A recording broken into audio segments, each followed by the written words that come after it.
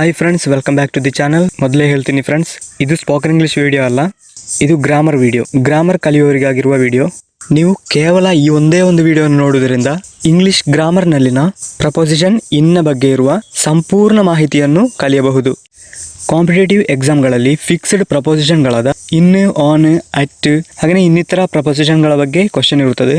So ಈ ವಿಡಿಯೋಲಿ ನಾನು ಪ್ರಪೋಸಿಷನ್ ಇನ್ನ ಬಗ್ಗೆ ವಿಡಿಯೋವನ್ನು ಮಾಡಿದ್ದೇನೆ. ಹಾಗೆ ಈ ಮುಂಚೆನೆ ಪ್ರಪೋಸಿಷನ್ ಅಟಿನ ಬಗ್ಗೆ ಕೂಡ ವಿಡಿಯೋವನ್ನು ಮಾಡಿದ್ದೇನೆ. ಇನ್ನು ಮುಂದಕ್ಕೆ ಪ್ರಪೋಸಿಷನ್ ಆನ್ ಮತ್ತು ಇನ್ನಿತರ ಪ್ರಪೋಸಿಷನ್ಗಳ ಬಗ್ಗೆ ವಿಡಿಯೋವನ್ನು ಮಾಡುತ್ತೇನೆ. ಸೊ ಗೈಸ್, ಈ ಫಿಕ್ಸ್ಡ್ ಪ್ರಪೋಸಿಷನ್ ಇನ್, ಆನ್, ಅಟ್ರ ವಿಡಿಯೋ ಸ್ವಲ್ಪ ಲೆಂತಿ ಆಗಿರುತ್ತೆ. ಕೊನೆಯಲ್ಲಿ ಈ ವಿಡಿಯೋ ನಿಮಗೆ ಯೂಸ್ಫುಲ್ ಆಗಿದ್ರೆ ಒಂದು ಲೈಕ್ ಮಾಡಿ ಫ್ರೆಂಡ್ಸ್. ಹಾಗೆ ಗ್ರಾಮರ್ ಕಲಿಯುತ್ತಿರುವ ನಿಮ್ಮ ಫ್ರೆಂಡ್ಸ್ಗೂ ಶೇರ್ ಮಾಡಿ. ನಂಬರ್ 1, ಫಿಕ್ಸ್ಡ್ ಪ್ರಪೋಸಿಷನ್ ಇನ್ನ ಮೊದಲ ಉಪಯೋಗ. In is used to denote the state of being inside. ಅಂದರೆ ಯಾವುದಾದ್ರೂ ಒಂದರ ಒಳಗೆ ಇದೆ ಎಂದು ಹೇಳಲು ಇನ್ನನ್ನು ಉಪಯೋಗಿಸ್ತೇವೆ. For example, the cat is in the box. ಬೆಕ್ಕೆಲ್ಲಿದೆ? ಇನ್ ದಿ ಬಾಕ್ಸ್, ಬಾಕ್ಸ್ನ ಒಳಗಡೆ. There is nothing in the bag. ಅಂದರೆ ಆ ಬ್ಯಾಗ್ನ ಒಳಗಡೆ ಏನೂ ಇಲ್ಲ. Nothing in the bag. ಈ ರೀತಿಯ ಕೇಸ್ನಲ್ಲಿ ನೀವು ಎಕ್ಸಾಮ್ನಲ್ಲಿ ಇನ್ನನ್ನು ಬಳಸಬೇಕು. Number 2, with the name of large towns, cities, districts, States and countries. ಅಂದರೆ ಪಟ್ಟಣ, ನಗರ, ಜಿಲ್ಲೆ, ರಾಜ್ಯ ಹಾಗೆಯೇ ದೇಶ ಇದರ ಬಗ್ಗೆ ಎಲ್ಲ ಹೇಳುವಾಗ ಅದರ ಜೊತೆ ಇನ್ ಬಳಸಬೇಕು. ಅದು ಹೇಗೆಂದರೆ, ಹಿ ಲಿವ್ಸ್ ಇನ್ ಮುಂಬೈ. ಇಲ್ಲಿ ನೋಡಿ, ಮುಂಬೈ ಅನ್ನುವಂಥದ್ದು ಒಂದು ದೊಡ್ಡ ನಗರ. ಸೊ ಇಲ್ಲಿ in Mumbai, he lives in Mumbai. Seema is in Bangalore. Seema is in Bangalore. He is in Kerala. He is in Kerala. Kerala ಅನ್ನುವಂಥದ್ದು ಒಂದು ರಾಜ್ಯ. ಸೊ ಅಲ್ಲಿ he is in Kerala. They are in America, Italy, Australia. ಹೀಗೆ ದೇಶದ ಬಗ್ಗೆ ಹೇಳುವಾಗ ಇನ್ನನ್ನು ಬಳಸ್ತೇವೆ. They are in Australia. I am here at Indiranagar in Bangalore. ಇಲ್ಲಿ ಬ್ಯಾಂಗ್ಳೂರ್ನ ಮುಂದೆ ಇನ್ನನ್ನು ಬಳಸಿದ್ದೇವೆ, ಏಕೆಂದರೆ ಅದೊಂದು ದೊಡ್ಡ ನಗರ. ಹಾಗೆಯೇ ಇಂದಿರಾನಗರ್ನ ಮುಂದೆ ಅಟ್ಟನ್ನು ಬಳಸಿದ್ದೇನೆ. ಆ ದೊಡ್ಡ ನಗರದಲ್ಲಿನ ಒಂದು ಸಣ್ಣ ಪ್ರದೇಶ ಹೇಳುವಾಗ ಅಟ್ಟನ್ನು ಬಳಸ್ತೇವೆ. ಇದನ್ನು ನಾನು ಈ ಮುಂಚೆ ಮಾಡಿದ ಪ್ರಿಪೋಸಿಷನ್ ಅಟ್ಟಿನ ವಿಡಿಯೋದಲ್ಲಿ ಹೇಳಿದ್ದೇನೆ. Number 3, in is used to denote house and residence. ಅಂದರೆ ಮನೆ, ನಿವಾಸ ಅಂದರೆ ವಾಸಿಸುವ ಸ್ಥಳವನ್ನು ಕುರಿತು ಹೇಳುವಾಗ ಇನ್ನನ್ನು ಬಳಸ್ತೇವೆ. For example, I live in a flat. ಇಲ್ಲಿ ಫ್ಲ್ಯಾಟನ್ನು ಗುರುತಿಸಿ ಹೇಳುವಾಗ ಇನ್ನನ್ನು ಬಳಸಿದ್ದೇವೆ. She lives in a modern house. ಆಧುನಿಕ ಮನೆ. She lives in a modern house. Next example, we stayed in a hotel. We stayed in a hotel. ಇಲ್ಲಿ ಹೋಟೆಲ್ನ ಮುಂದೆ ಇನ್ನನ್ನು ಬಳಸಿದ್ದೇವೆ. ಸೊ ಫ್ರೆಂಡ್ಸ್, ನೀವು ಎಕ್ಸಾಮ್ಗೆ ಪ್ರಿಪೇರ್ ಮಾಡುವವರಾಗಿದ್ದರೆ ಈ ನಾನು ಹೇಳೋ ಪಾಯಿಂಟ್ಗಳನ್ನೆಲ್ಲ ಒಂದು ಬುಕ್ನಲ್ಲಿ ನೋಟ್ ಮಾಡಿ ಇಡಿ. Number 4, in front of month and year. For example, A B was born in 1986. ಇಲ್ಲಿ ನೋಡಿ 1986 ಮಾತ್ರ ಇದೆ. ಸೊ ನಾವು ಇನ್ನನ್ನು ಬಳಸ್ತೇವೆ. ಸೆಕೆಂಡ್ ಎಕ್ಸಾಂಪಲ್, ಹಿ ಅರೈವ್ಡ್ ಇನ್ ನವಂಬರ್. ಹಿ ಅರೈವ್ಡ್ ಇನ್ ನವಂಬರ್. ಇಲ್ಲಿ ನೋಡಿ, ನವಂಬರ್ ಅನ್ನುವಂಥ ಒಂದು ತಿಂಗಳು, ಮಂತ್. ಸೊ ಇದರ ಮುಂದೆ ಇನ್ನನ್ನು ಬಳಸಿದ್ದೇವೆ. 1986 ಇದೊಂದು ಇಯರ್, ಹಾಗೆಯೇ ನವಂಬರ್ ಇದೊಂದು ಮಂತ್. ಸೊ ಇದರ ಮುಂದೆ ಇನ್ನನ್ನು ಬಳಸಿದ್ದೇವೆ. In the 1980s that song was popular. In the 1980s, 1980s ಹೀಗೆ ಹೇಳುವಾಗ ಕೂಡ ಇನ್ನನ್ನು ಬಳಸ್ತೇವೆ. ಸೊ ಗೈಸ್, ನೀವು ಎಕ್ಸಾಮ್ನಲ್ಲಿ ಮಂತ್ ಮತ್ತು ಇಯರ್ ಮಾತ್ರ ಕೊಟ್ಟಿದ್ರೆ ಅಲ್ಲಿ ಇನ್ ಬಳಸಬೇಕು. ಬದಲಾಗಿ ಆ ಮಂತ್ನ ಮುಂದೆ ಡೇಟ್ ಕೂಡ ಕೊಟ್ಟಿದ್ರೆ ಅಲ್ಲಿ ಇನ್ ಬಳಸಲಿಕ್ಕೆ ಆಗೋದಿಲ್ಲ. ಅಲ್ಲಿ ಆನ್ ಬಳಸಬೇಕು. On 5th November, on 10th November. So ಅದನ್ನೆಲ್ಲ ನೆಕ್ಸ್ಟ್ ಆನ್ನ ವಿಡಿಯೋದಲ್ಲಿ ಹೇಳುತ್ತೇನೆ. Number 5, we use in to talk about inside a building. ಬಿಲ್ಡಿಂಗ್ನ ಅಂದರೆ ಕಟ್ಟಡದ ಒಳಗೆ ಎಂದು ಹೇಳುವಾಗ, I was in the bank when you phoned me. ಇಲ್ಲಿ ನೋಡಿ, ಬ್ಯಾಂಕ್ ಎನ್ನುವಂಥದ್ದು ಒಂದು ಕಟ್ಟಡ, ಅದರ ಒಳಗೆ ಇದ್ದೆ. In the bank. We were in the office at that time. ಆ ಸಮಯದಲ್ಲಿ ನಾವು ಆಫೀಸ್ನಲ್ಲಿ ಇದ್ದೆವು. ಆಫೀಸ್ನ ಒಳಗಡೆ, ಇನ್ the office. Number 6, in is used before A place of work if it is A building. ಕೆಲಸ ಮಾಡುವ ಸ್ಥಳದ ಮುಂದೆ. ಯಾವಾಗಂದರೆ ಅದೊಂದು ಬಿಲ್ಡಿಂಗ್ ಆಗಿದ್ದರೆ. For example, my brother works in a bank. ಇಲ್ಲಿ ನೋಡಿ, ಕೆಲಸ ಮಾಡುವ ಸ್ಥಳವನ್ನು ಹೇಳಿದ್ದೇವೆ. ಅದು ಕೂಡ ಒಂದು ಬ್ಯಾಂಕಿನ ಬಗ್ಗೆ ಹೇಳಿದ್ದೇವೆ. ಅದೊಂದು building. So my brother works in a bank.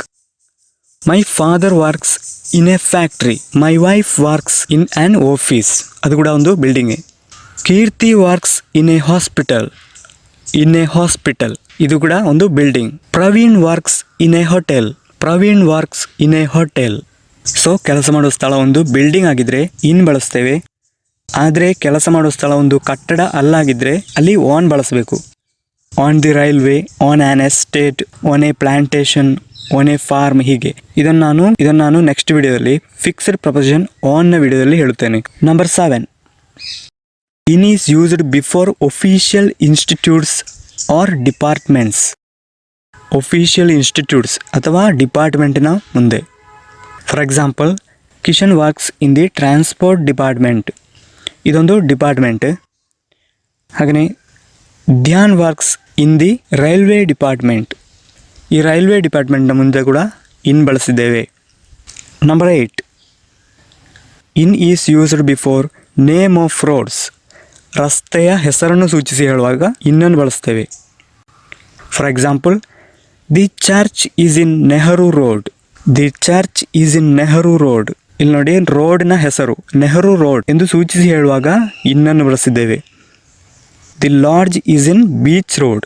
Beach road ಒಂದು ಆ ರೋಡ್ನ ಹೆಸರು ಬೀಚ್ ರೋಡ್. ಸೊ ಇಲ್ಲಿ ಇನ್ ಬಳಸಿದ್ದೇವೆ. Number 9, to denote the time of completion. To denote the time of completion ಅಂದರೆ 1 ಗಂಟೆ ಒಳಗೆ ಮುಗಿಸ್ತೇನೆ, 5 ನಿಮಿಷದ ಒಳಗೆ, ಅರ್ಧ ಗಂಟೆ ಒಳಗೆ, ಹೀಗೆಲ್ಲ ಹೇಳುವಾಗ ಇನ್ನನ್ನು ಬಳಸಬೇಕು. She will have completed the work in an hour. ಇಲ್ಲಿ in an hour. I will finish the work in a day. In a day ಒಂದು ದಿನದ ಒಳಗೆ. I would be back in a second. In a second. I need that money within 2 days. 2 ದಿನದ ಒಳಗಡೆ. ಹಾಗೆಯೇ within 2 weeks, within 2 months. I would be back in a minute. 1 ನಿಮಿಷದ ಒಳಗಡೆ ನಾನು ಹಿಂದಿರುಗಿ ಬರುತ್ತೇನೆ. Number 10, to denote parts of the day. For example, I will see you in the evening. I will see you in the evening. I will be there in the morning. I will be there in the afternoon. I will meet you in the morning. ಹಾಗೆಯೇ I will meet you in the afternoon. ಹೀಗೆ morning, afternoon, evening ಇದರ ಬಗ್ಗೆ ಹೇಳುವಾಗ in ಬಳಸ್ತೇವೆ. Number 11, before the possessive objectives with vehicles. ವಾಹನದ ಜೊತೆ possessive ಆಬ್ಜೆಕ್ಟಿವ್ಗಳು ಇದ್ದರೆ. ಪೊಸೆಸಿವ್ ಆಬ್ಜೆಕ್ಟಿವ್ಗಳು ಯಾವುದಂದರೆ my, his, her, their etcetera. So ವಾಹನದ ಜೊತೆ ಪೊಸೆಸಿವ್ ಆಬ್ಜೆಕ್ಟಿವ್ಗಳಿದ್ದರೆ ಇನ್ ಬಳಸಬೇಕು. For example, they reached here in my car. In my car. ಇಲ್ಲಿ ವೆಹಿಕಲ್ನ ಜೊತೆ ಮೈ ಎನ್ನುವ ಪೊಸೆಸಿವ್ ಆಬ್ಜೆಕ್ಟಿವ್ ಬಂದಿದೆ. ಸೊ ಇಲ್ಲಿ in my car. I came here in his bike. In his bike. ಇಲ್ಲಿ ಕೇಳಿ, I came here by car. I came here by bus. I came here by taxi. ಹೀಗೆಲ್ಲ common ಆಗಿ ಹೇಳ್ತೇವೆ. ಆದರೆ ಕಾರ್ನ ಮುಂದೆಯೋ, ಟ್ಯಾಕ್ಸಿಯ ಮುಂದೆಯೋ, ಬಸ್ನ ಮುಂದೆಯೋ ಪೊಸೆಸಿವ್ ಆಬ್ಜೆಕ್ಟಿವ್ಗಳಾದ ಮೈ, ಹಿಸ್, ಹರ್, ದ್ಯಾರ್ ಇದರಲ್ಲಿ ಯಾವುದಾದ್ರೂ ಒಂದು ಇದ್ದರೆ ಅಲ್ಲಿ ಇನ್ ಬಳಸಬೇಕು. Number 12, in is used to indicate the dwelling place. ವಾಸಿಸುವ ಸ್ಥಳ. ವಾಸಿಸುವ ಸ್ಥಳವನ್ನು ಸೂಚಿಸುವಾಗ. For example, monkeys live in trees. In trees. Lions live in den. Den ಅಂದರೆ ಗುಹೆ. ಲಯನಲ್ಲಿ ಗುಹೆಯಲ್ಲಿ ವಾಸಿಸ್ತವೆ. Birds live in nests. So ಹೀಗೆ ಪ್ರಾಣಿಯ ವಾಸಸ್ಥಳವನ್ನು ಹೇಳುವಾಗ ನಿರ್ಬಂಧವಾಗಿಯೂ ಫಿಕ್ಸ್ಡ್ ಪ್ರಪೋಸಿಷನ್ ಇನ್ ಅನ್ನು ಬಳಸಬೇಕು. ಆದರೆ ಇಲ್ಲಿ ಗಮನಿಸಬೇಕಾದ 2 ಪಾಯಿಂಟ್ಗಳಿವೆ. ಆಹಾರದ ಬಗ್ಗೆ ಹೇಳುವಾಗ ಫುಡ್ ಅಂದರೆ we live on rice. We live on rice.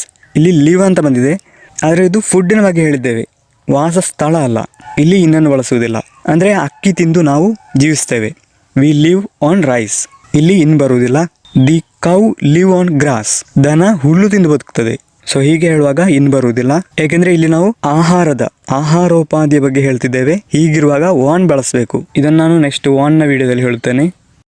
ಹಾಗೆಯೇ ಅದೇ ರೀತಿ profession or means of living ಅಂದರೆ ಏನು ಕೆಲಸ ಮಾಡಿ ಬದುಕ್ತಾನೆ ಎಂದು ಹೇಳುವಾಗ ಬೈ ಬಳಸಬೇಕು.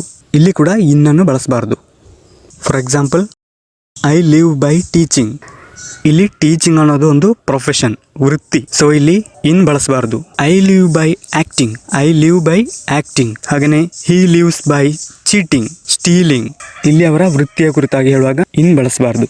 ಸೊ ವಾಸಸ್ಥಳದ ಬಗ್ಗೆ ಹೇಳುವಾಗ ಇನ್, ಜೀವನೋಪಾಯವಾದ ಆಹಾರದ ಬಗ್ಗೆ ಹೇಳುವಾಗ ಆನ್, ಹಾಗೆಯೇ ಜೀವನೋಪಾದಿಯಾದ ಪ್ರೊಫೆಷನ್ನ ಬಗ್ಗೆ ಹೇಳುವಾಗ by.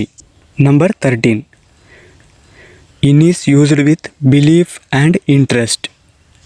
For example, I am interested in drawing. I am interested in drawing. I am interested in swimming. I am interested in acting. ಈ ರೀತಿ ಇಂಟ್ರೆಸ್ಟ್ನ ಬಗ್ಗೆ ಹೇಳುವಾಗ do you believe in fate. ಇಲ್ಲಿ ಬಿಲೀಫ್, ನೀವು ಅದೃಷ್ಟದಲ್ಲಿ ನಂಬ್ತೀರಾ. Do you believe in fate. So ನಂಬಿಕೆ ಹಾಗೂ ಇಂಟ್ರೆಸ್ಟ್ನ ಬಗ್ಗೆ ಹೇಳುವಾಗ ಕೂಡ ಇನ್ ಬಳಸ್ತೇವೆ. Number 14. In is used to indicate a shape, color or size.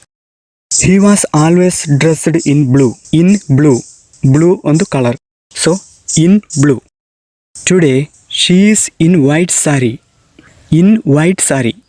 ಇಲ್ಲಿ ವೈಟ್ ಅನ್ನುವಂಥದ್ದು ಒಂದು ಕಲರ್. ಅದರ ಮುಂಚೆ ಇನ್ ಬಳಸಿದ್ದೇವೆ. The students stood in a circle. In a circle.